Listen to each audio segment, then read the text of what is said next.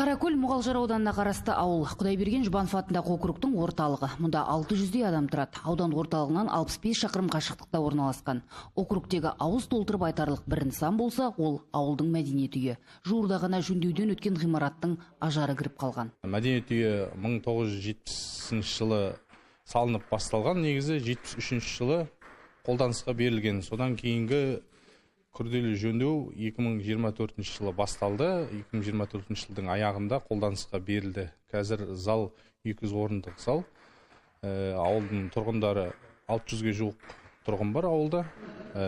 Қазір мәдениет үйінде жұмыс істеп тұрған би үйірмесі бар. Одан кейін ауыл азаматтарының сыйға берген теннис столдары, соған байланысты тағы үйірме ашылып, теннис аптасына 3 күн жұмыс жасайды. Мәдениет үйінде күрделі жөндеу жұмыстарын жүргізу үшін 219 миллион теңге қаражат бөлінген.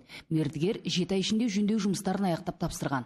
Жаңарған ғимаратта мәдени іс-шаралар да жиі өтеді. Жазда ғана жұмыс істеп, қыста қара суықтан қажетсіз күйге түсетін мәдениет үйіне қазір жылу жүргізілді. Полностью барлығы күрделі жөндеу жұмыстары жасалды. Бұған дейін жылу жүйесіне қосылмаған болды. Қыстың күні салқын, жаздың күні тек шаралар өтетін болған.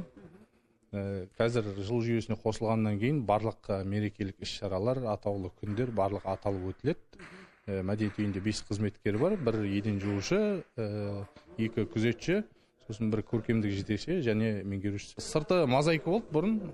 Мозаиканың бәрін қырып алып тастатты. Сосын сыртына жылумен стекловаттармен қаптап, оның сыртынан проплюс бұрап шықты. Мәдени шараларға жалпы ауылдың тұрғындары көпшілігі қатысады. Енді жалпы мектептің қызметкерлері бар, басқа мекеменің қызметкерлері бар.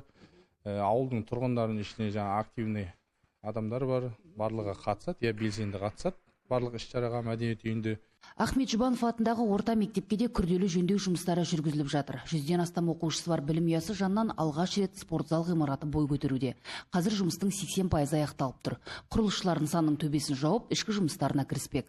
Жоспар бойынша күзде тапсырылуы тиіс. Жұмыс сәтті орындалса, қаракөлдік оқушылар дене шынықтыру сабақтарын тұңғыш рет стандартқа сай спортзалда өткізеді. Райгүл Еншібай, Самат Қалекенов, Ақтөбе телеарнасы.